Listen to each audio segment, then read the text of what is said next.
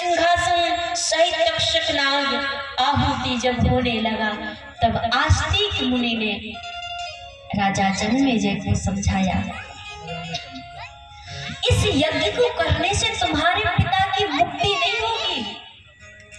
जो यज्ञ आप कर रहे हो इससे तो जीव हत्या हो रही है, आपको पाप लगेगा। और हे राजा जन्मेजय, ये पाप का यज्ञ बंद कर दो, वरना तुम्हारा नाम, तुम्हारे पिता का नाम, तुम्हारे दादा परदादाओं का नाम आज भी इतिहास के पन्नों में लिया जाता है। उनका नाम मिट्टी में मत मिलाओ, इस यज्ञ को यही समाप्त कर दो। देखो, एक राजा है और एक राजा के पास साधारण भिक्षुक या संत आए और उन्होंने कहा कि राजन, ये यज्ञ जो है इसको बंद कर दो। राजा ने तुरंत आदेश दे दिया कि इस सर्प यज्ञ को बंद किया जाए। कितनी महानता थी। सोचो, हमारे इस भारतवर्ष में, इस सनातन भारतवर्ष में कितनी संतों की मर्यादाएं थी कि एक संत ने कहा कि तुम यज्ञ करो तो यज्ञ भी कर दिया, और एक ने आकर कहा कि ये पाप है, जीव हत्या है, इसको रोक दो। और राजा जन्मेजय ने एक बार भी विचार नहीं किया, तुरंत यज्ञ को रोक दिया। संत की वाणी की इतनी मर्यादा है। लेकिन आज हम कहते हैं ना, राम राज्य आ जाए, राम राज्य आ जाए। कभी नहीं आ सकता, कभी आ ही नहीं सकता। कब तक? जब तक हमारी सोच ना बदले।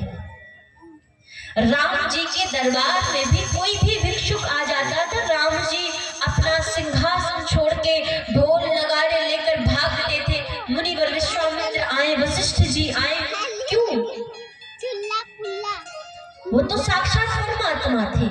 लेकिन फिर भी जब एक राजा एक संत की मर्यादा को जानने लग जाए, राजा अपनी गद्दी छोड़कर एक संत की वाणी को महत्वता देने लग जाए, तो वास्तविक राम राज्य है।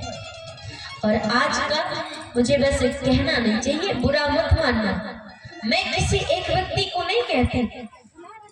अगर कोई गांव में छोटा मोटा चुनाव हो और गांव में कोई प्रधान बन जाए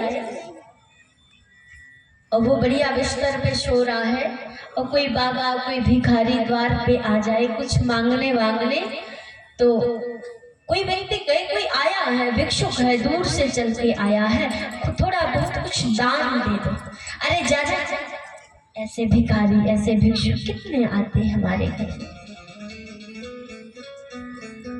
ये संत की मर्यादा है, भिक्षुकों की ये मर्यादा है।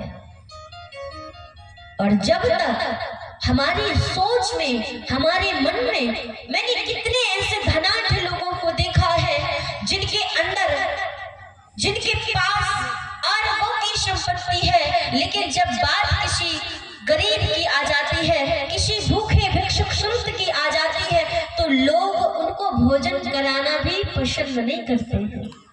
क्यों? अरे अभिमान है, हमको अपनी दौलत पर नाज है। अरे आज के ना साधु बाबा, संत महात्मा ढोंगी हैं, मान लिया वो ढोंग करते हैं, पर उनको ढोंगी कहकर तुम अपनी जवान गंदी क्यों करते हो? कर्म प्रधान विश्व करी राखा, जो जस करे सो तस फल चाखा। वो कर रहा है उसको करने दो, पर आप अपनी मर्यादा, अपनी वाणी को इस प्रकार से, हो सकता ना जाने किस रूप में आकर नारायण मिल जाएंगे। क्या जानो आप, भगवान तो ऐसे ही रूप में आते हैं। भगवान ये शंख चक्र गदा लेकर के थोड़ी साक्षात आएंगे कि हम आ गए, हमारा दर्शन कर लो, नहीं।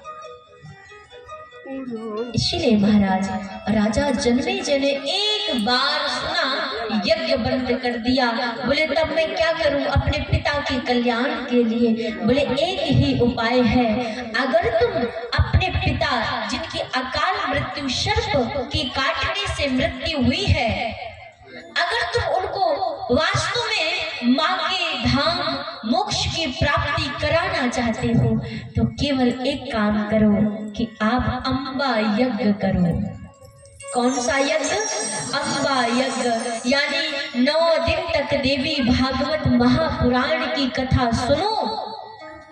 इस कथा को सुनने मात्र से, और सुनो तो संकल्प लेकर कि मेरे पिता को मुक्ति मिले। और राजा जन्मेजय ने तुरंत अम्बा यज्ञ का आयोजन किया। व्यास जी महाराज, वेद व्यास जी महाराज साक्षात पधारे और देवी भागवत महापुराण की कथा प्रारंभ कर दी।